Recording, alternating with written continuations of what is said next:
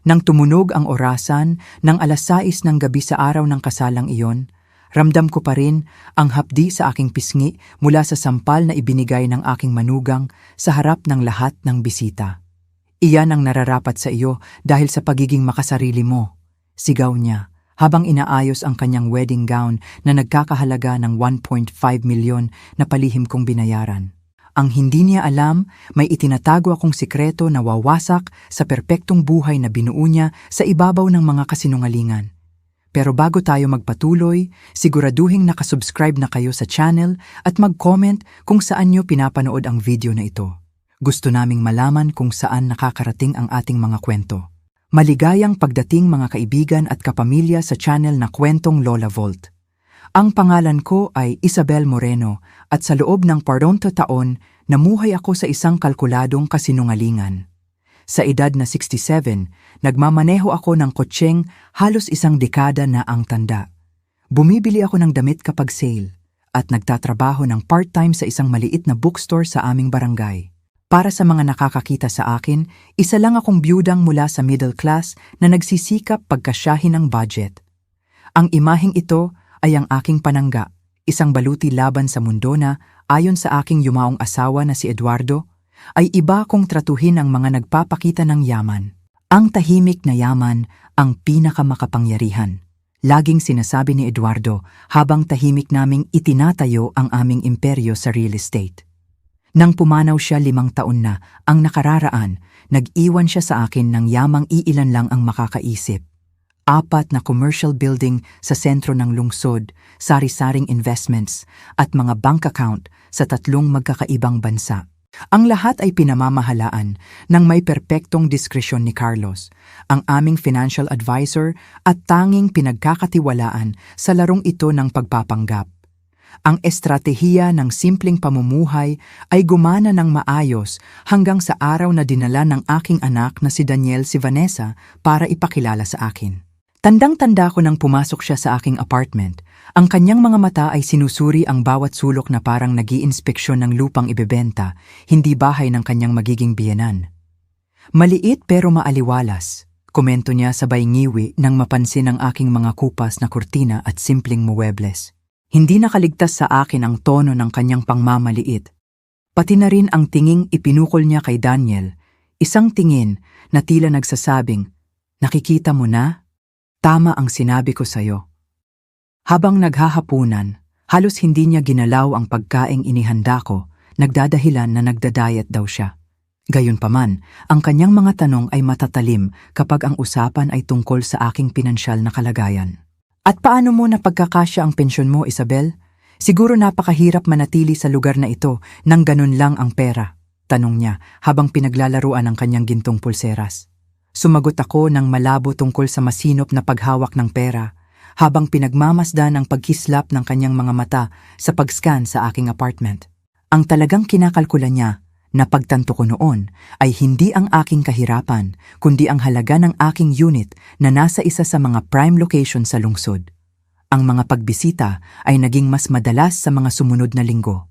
Bawat dalaw ay may dalang bagong komento kung paano ko raw deserve ang mas komportabling buhay o kung paano magiging mas madali para sa akin ang tumira sa mas maliit na lugar.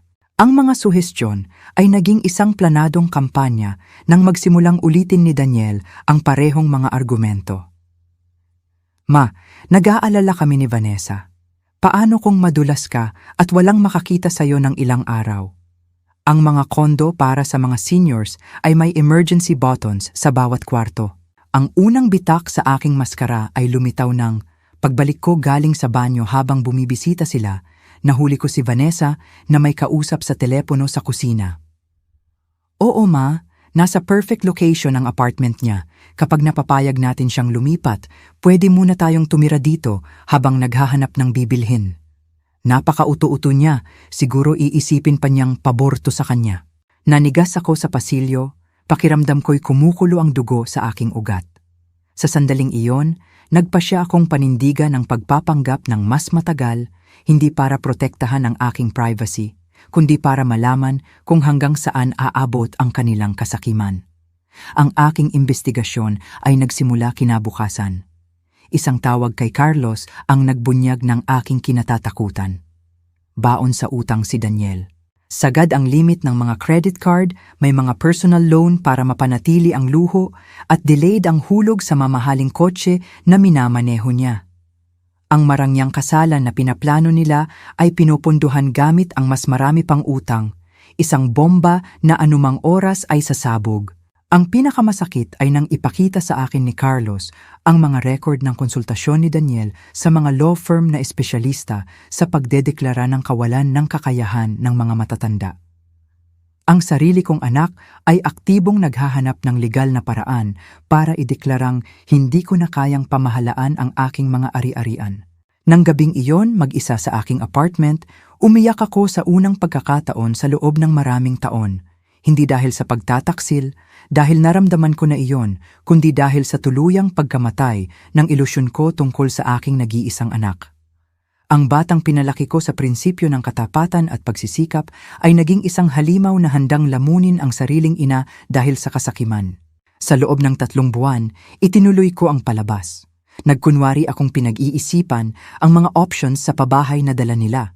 Sinuri ko ang mga brochure ng Home for the Aged. Matiyaga kong pinakinggan ang kanilang pakaagresibong mga argumento. Kasabay nito, maingat kong dinokumento ang bawat pag-uusap, bawat text, bawat tangkang manipulasyon. Umabot sa sukdulan ng sitwasyon 2 linggo bago ang kasal nang tambangan nila ako sa sarili kong sala. Dumating si Vanessa kasama ang kanyang mga magulang at si Daniel para sa tinawag nilang mahalagang pag-uusap tungkol sa iyong kinabukasan.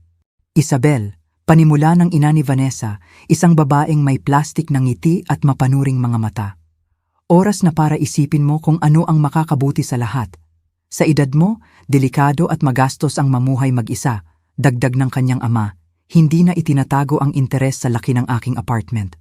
Sa pagbenta ng lugar na ito, magkakaroon ka ng pera para sa isang magandang retirement home at may matitira pa para tulungan sina Daniel at Vanessa sa pagsisimula ng kanilang buhay. Sa wakas, lumabas din ang hubad na katotohanan. Hindi ito tungkol sa kapakanan ko. Ito ay tungkol sa pag-convert ng aking tahanan sa pera para tustusan ang kanilang luhong hindi naman nila kaya. Paano kung tumanggi ako? Tanong ko, pinagmamasdan ang pagkabalisa na kumalat sa silid. Tumikhim si Daniel, iniiwasan ang aking tingin. Ma, umaasa kaming hindi na kailangang umabot sa formal na hakbang, pero kung ang mental health mo ay nakakaapekto na sa iyong desisyon, ang banta ay lumutang sa hangin na parang lason. Kung hindi ako kusa na makikipagtulungan, gagamit sila ng legal na paraan para ideklara akong incompetent. Inihanda na nila ang lupa, nagtanim ng pagdududa tungkol sa aking katinuan sa mga kapitbahay at kakilala. Nang gabing iyon, pagkaalis nila, gumawa ako ng desisyong magpapabago sa lahat. Tinawagan ko si Carlos at sinabihang ihanda ang lahat ng dokumento para sa buong revelasyon ng aking tunay na yaman. Oras na para ipakita kung sino talaga si Isabel Moreno. Ang hindi nila alam, habang nagpaplano silang angkinin ang maliit na apartment ng isang matanda, palihim kong binayaran ang kalahati ng kanilang mga utang sa nakalipas na 2 taon. Sinagot ang upa sa kanilang kondo na himalang napakamura at lihim na ginarantiyahan ang bayad sa resepsyon ng kasal. Ang katotohanan ay malapit nang lumabas at ito ay magiging mas masakit kaysa sa inaakala nila. Ang mga araw bago ang kasal ay puno ng tensyon. Bawat bisita ni na Daniel at Vanessa ay may dalang bagong pressure, bagong argumento, bagong paraan para ipadama sa akin na wala akong kwenta at pabigat. Isabel, nakahanap kami ng napakagandang lugar para sa mga kaedad mo, sabi ni Vanessa na may pekeng lambing. May 24-hour medical assistance, social activities, hindi ka magiging malungkot. Ang talagang ibig niyang sabihin ay, hindi ka na magiging sagabal sa ambisyon namin. Sa gabi bago ang kasal, ginawa ni Daniel ang huling subok. Dumating siyang mag-isa sa apartment ko, bagay na bihira nitong mga nakaraang buwan. Tila binabantayan ni Vanessa ang bawat interaksyon namin. Ma, simula niya, umupo sa sofa kung saan siya nanonood ng cartoons noong bata pa siya. Bukas ang pinakamahalagang araw ng buhay ko. Parang awa mo na, huwag mo nang pahirapan ang sitwasyon. Pahirapan? Ang salitang iyon ay umalingaw-ngaw sa isip ko bilang isang insulto. Ang ipagtanggol ang aking dignidad at karapatang pumili kung saan titira ay tinawag na pagpapahirap.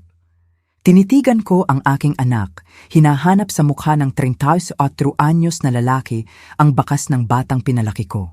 Wala akong nakita kundi isang estrangherong binuo ng ambisyon ng isang babaeng ginagawa lang siyang kasangkapan. Daniel, mahinahon kong sagot. Natatandaan mo ba ang laging sinasabi ng tatay mo tungkol sa dignidad? Iniwas niya ang tingin, hindi mapakali. Si Eduardo ay taong may matibay na prinsipyo. Bukas, dadalo ako sa kasal mo, gaya ng ipinangako ko. Tungkol sa iba pa, may oras tayo para pag-usapan yan pagkatapos. Umalis siyang frustrated, hindi alam na iyon na ang huling beses na papasok siya sa aking apartment bilang anak na akala ko ay kilala ko. Hindi ako nakatulog ng gabing iyon.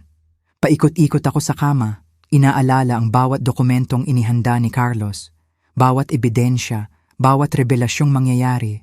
Kahit anong pilit kong kumbinsihin ang sarili ko na ginagawa ko ang tama, dumudugo ang puso ko bilang ina sa parating na pagkawasak.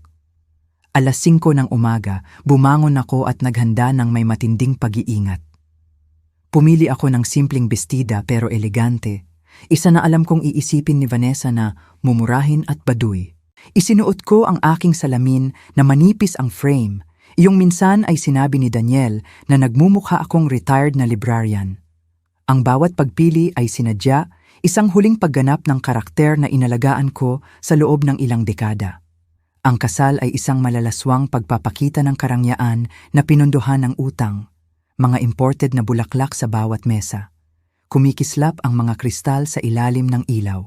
Tumutugtog ang orchestra habang ang mga bisitang naka-designer clothes ay nagtsitsismisan kung magkano ang halaga ng lahat ng ito. Umupo ako sa unahan, gaya ng hinihingi ng tradisyon, ramdam ang mga tingin ng awa at pagmamataas mula sa pamilya ni Vanessa. Mabuti at nakarating ka, Isabel, komento ng isang tita ni Vanessa sa reception. Siguro mahirap nang gumalaw sa edad mo. Ngumiti lang ako ng magalang. Alam kong ang babaeng iyon ay malamang 7 taon lang ang bata sa akin. Nasa bar ako at humihingi ng tubig na may lemon nang magsimula ang hindi maiiwasang komprontasyon. Lumapit si Vanessa sa kanyang magarbo at napakalaking wedding gown kasama ang 2 abay. Isabel, sabi niya sa tonong alam ko na. Napag-isipan namin ni Daniel na dumaan sa bahay mo bukas para kunin ang mga susi. Para may oras kang ihiwalay ang mga gamit mo bago ang paglipat. Tinitigan ko siya. Pinag-aralan ang mukha niyang perpekto ang makeup, ang mga matang mapagkalkula, ang ngiting nagtatago ng purong oportunismo. Anong paglipat ang sinasabi mo, Vanessa? Tumawa siya, isang tunog na metaliko na umagaw sa atensyon ng iba. Hay naku, Isabel, hindi na natin kailangang maglokohan. Napagdesisyonan na namin na mas makakabuti sa lahat kung lilipat ka sa lugar na mas angkop sa'yo. Yung nahanap naming home for the aged ay perfect at kami ni Daniel ay pwedeng tumira muna sa apartment mo habang naghahanap ng mas malaking bahay. Dahan-dahang lumayo ang mga abay, nararamdaman ang tensyon. Wala akong natatandaang pumayag ako sa ganyan, sagot ko ng may kalmadong boses na ikinagulat ko rin. Nawala ang ngiti niya sandali. Isabel, please, huwag tayong mag-iskandalo. Special day ko to, kailangan lang namin ng susi. Ang iba ay pwedeng ayusin later. Ang lakas ng loob ng babaeng ito ay halos kahanga-hanga sa pagiging tuso. Talagang naniniwala siyang sa isang pitik lang ng daliri ay ibibigay ko ang lahat ng pinaghirapan ko. Hindi ko ibibigay sa'yo ang susi ng apartment ko, Vanessa. Matigas kong sabi. Bukas man o kahit kailan. Namula ang mukha niya sa galit na nagpabago sa kanyang ganda tungo sa isang anyong pangit at nakakalason. Hindi mo ba naiintindihan, matandang tanga? Bulong niya, sapat lang para ako ang makarinig. Hindi ito option. Ibibigay mo ang mga susing iyon o pipilitin ka namin. May mga paraan para sa mga matatandang tigas-ulo na hindi alam ang makakabuti sa kanila. Nanatili akong nakatingin sa kanya. Hindi gumagana sa akin ang mga banta, Vanessa. Mas mabuting bumalik ka na sa mga bisita mo. Hinahanap ka na ng asawa mo. Sa katunayan, papalapit na si Daniel, bakas ang pag-aalala sa mukha nang makita kaming nag-uusap ng masinsinan. Ayos lang ba ang lahat dito? Tanong niya sabay akbay kay Vanessa. Hindi ayos. Sagot ni Vanessa, nilakasan ng boses para makuha ang atensyon ng mga nasa paligid. Ang nanay mo, napaka-imposible. Ayaw ibigay ang susi ng apartment. Tumingin sa akin si Daniel na may ekspresyong hindi ko pa nakita noon. Halo-halo ng frustration at malamig na kalkulasyon. Ma, napag-usapan na natin to. Ito ang best para sa lahat. Please, huwag mo nang pahirapan. Napag-usapan? Wala akong natatandaang pumayag ako sa ganyan, Daniel. Apartment ko yon, bahay ko, at wala akong balak lumipat.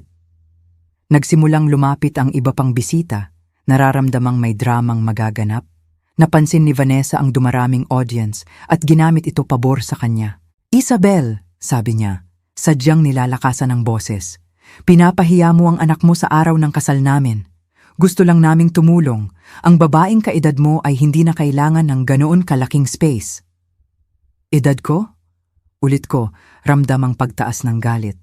At anong edad yon, Vanessa? Ang edad kung saan dapat isuko ko na ang kalayaan ko.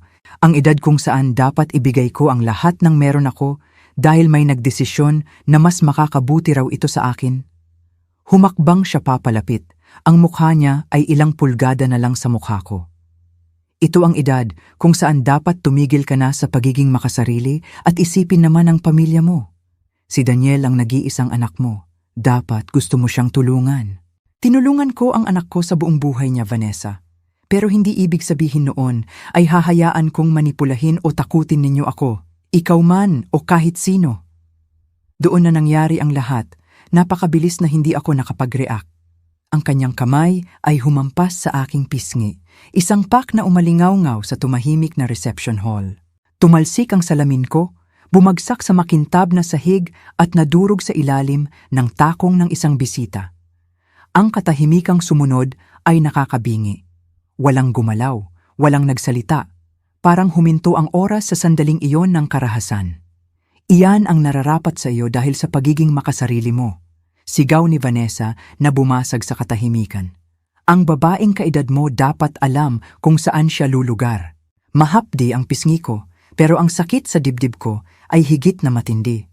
Nanginginig akong yumuko para pulutin ang basag kong salamin. Walang gumalaw para tulungan ako. Ang ibang bisita ay nag-iwas ng tingin, ang iba ay nagbulungan, pero walang sinuman, walang kahit isa, ang nagtangkang ipagtanggol ang kawawang matandang biyenan na kakahiyalang sa publiko.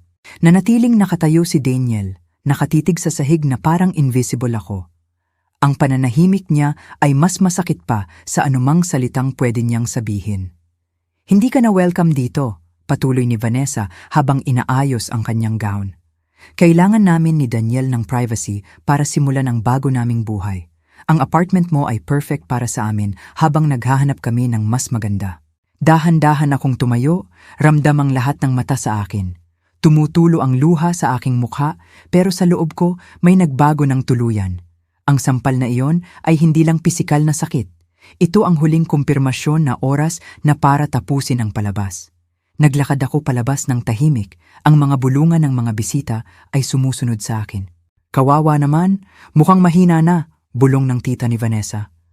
Tama ang bride, hindi na kaya ng matandang yan na alagaan ang sarili, dagdag ng isang malayong pinsan. Pagdating ko sa parking lot, buo na ang desisyon ko. Kinuha ko ang cellphone sa bag at tinawagan si Carlos. Nasa Royal Gardens ako, dalhin mo na ang mga papeles ngayon, lahat. Ang sariwang hangin sa labas ay kabaligtaran ng init sa loob ng reception hall. Umupo ako sa kotse ko, nanginginig pa rin ang mga kamay habang hinihintay si Carlos.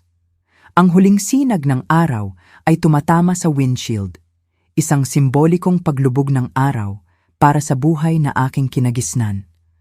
Dumating si Carlos makalipas ang eksaktong 20 minuto. Ang itim niyang BMW ay pumarada sa tabi ng luma kong kotse. Lumabas siya bitbit ang isang leather folder, ang mukha niyang karaniwang seryoso ay kakikitaan ngayon ng tunay na pag-aalala. Doña Isabel, sabi niya paglapit, ayos lang ba kayo? Pula ang pisngi niyo. Hinawakan ko ang pisngi ko, ramdam pa rin ang init ng sampal. Ayos lang ako, Carlos. Natuklasan ko lang na minsan, kailangan ng pisikal na sakit para makita ang buong katotohanan. Tumango siya ng seryoso. Dala ko na po lahat gaya ng utos nyo. Sigurado na po ba kayong gagawin nyo ito ngayon? Kapag nasimulan na, wala nang atrasan. Tumingin ako sa reception hall. Ang kumukutitap na ilaw, masayang musika, at tawanan ay surreal na kaibahan sa eksenang kakatapos lang mangyari. Siguradong sigurado ako, sagot ko. Mas matatag ang boses ko kaysa sa mga nakaraang buwan. Oras na para makilala ng lahat ang tunay na Isabel Moreno. Habang binubuksan ni Carlos ang folder at ipinapakita sa akin ang mga dokumento isa-isa, nakaramdam ako ng halong lungkot at kalayaan. Naroon ang kumpletong record ng mga ari-arian ko. 4 na commercial buildings na nagkakahalaga ng mahigit 700 milyon. Bank statements na nagpapakita ng investments na aabot sa 450 milyon. Mga dokumentong nagpapatunay na lihim kong binabayaran ang 70% ng upa sa kondo ni na Daniel at Vanessa. Ang pinakamahalagang dokumento ay narito, sabi ni Carlos sabay abot ng hiwalay na folder.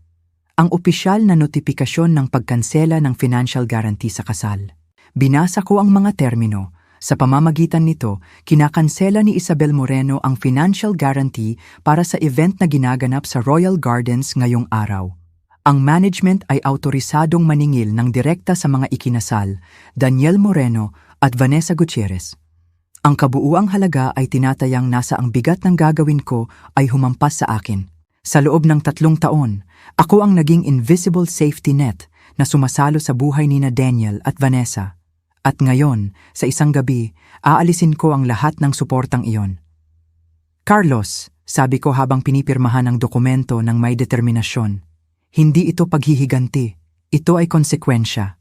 Matagal kong pinrotektahan ang anak ko sa bunga ng mga desisyon niya, at ang proteksyon na yon ang sumira sa kanya at ginawa siyang taong hindi ko nakilala. Naiintindihan ko po, sagot niya. Sa 30 taon bilang advisor, marami na akong nakitang pamilyang sinira ng kasakiman. Ang ginagawa nyo ay nangangailangan ng tapang na wala ang karamihan. Gamit ang natitirang lakas, naglakad ako pabalik sa reception hall kasama si Carlos. Bawat hakbang ay may bigat ng desisyong magbabago sa takbo ng aking pamilya. Biglang tumigil ang musika pagpasok namin. 120 pares ng mata ang tumingin sa amin. Ang iba ay mausisa, ang iba ay hindi mapakali. Kinikilala ang babaeng ipinahiya kanina. Si Vanessa ang unang nag-react, ang mukha niya ay halong gulat at inis. "Anong ginagawa mo dito?" Sigaw niya mula sa gitna ng dance floor kung saan nagpapapicture sila ni Daniel. "Tama na ang drama mo ngayong gabi." Humakbang si Carlos, ang kanyang tindig ay nagpatahimik sa mga bulungan. "Mga Ginoo at binibini," anunsyo niya sa malinaw at maautoridad na boses.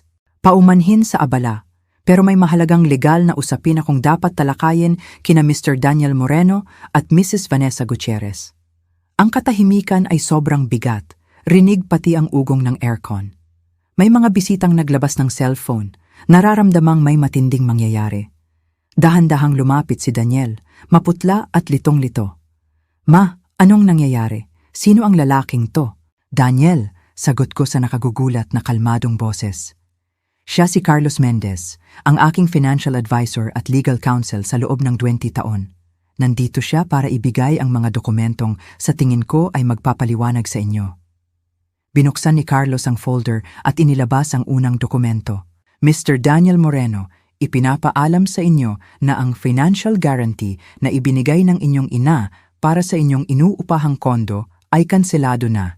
Ang landlord ninyo ay aabisuhan bukas at mayroon kayong 30 araw para maghanap ng bagong gwarantor o umalis sa unit."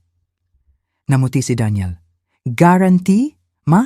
Anong sinasabi niya?" Pero nakita ko sa panginginig ng kamay niya na alam na ng isang bahagi niya ang totoo. Sa loob ng maraming taon, nagduda na siya kung bakit ang swerte niya sa pera, pero pinili niyang huwag magtanong. Bukod pa rito, tuloy ni Carlos, ang buwanang transfer na $180,000 na ginagawa ng ina ninyo sa inyong personal accounts ay permanenteng ititigil. Kasama na rito ang pagbabayad sa credit cards, car insurance, at iba pang gastusin na akala ninyo ay sagot ng ibang sources. Napatili si Vanessa, isang matinis na tunog. Imposible yan! Sigaw niya habang tumatakbo papalapit, hila ang kanyang gown. Walang mayamang nanay si Daniel. Tignan niyo nga siya, tignan niyo ang damit niya, ang kotse niya. Ang kanyang histerya ay kitang-kita at maraming bisita ang nagsimulang magbulungan sa pagkamangha. Sa huli, sabi ni Carlos habang inilalabas ang huling dokumento, ang garantiyang bayad para sa selebrasyong ito ay kanselado na rin. Bumagsak ang mga salita sa bulwagan na parang bomba. May mga bisitang nagsimulang lumabas ng pasimple, natatakot na baka hindi sila palabasin. Tinamaan si Daniel ng realidad. Ikaw, bulong niya, nakatingin sa akin na parang hindi maproseso ang naririnig. Ikaw ang nagbabayad ng lahat sa loob ng 3 taon, Daniel. Kumpirma ko. 3 taong akala ko ay tinutulungan kitang makabangon. 3 taong umaasa akong magiging lalaki kang pinalaki ko. 3 taong naniniwalang maaalala mo ang mga prinsipyong itinuro namin ng tatay mo. Naglakad-lakad si Vanessa ng paikot, hawak ang ulo sa desperasyon.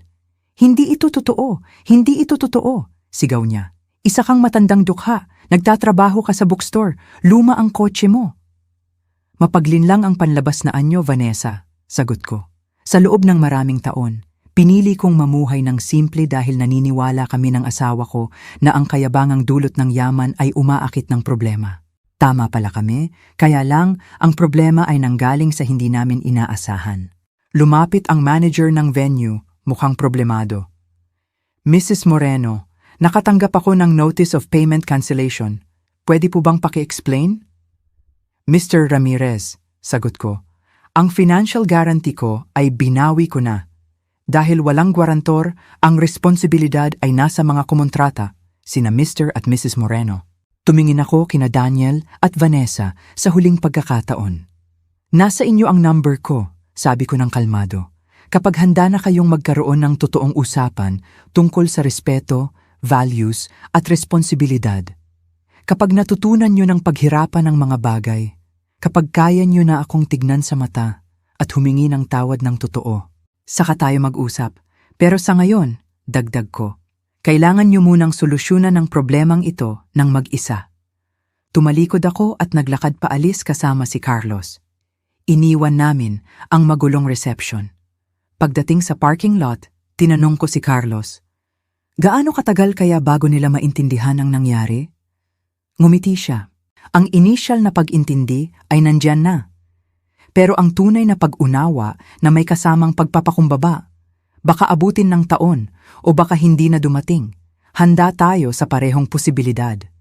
Ang mga sumunod na araw ay tahimik. Panay ang tawag ni Daniel, 27 times sa loob ng 48 hours. Si Vanessa, 9 beses. Hinayaan ko lang mag-ring, kailangan ko ng oras.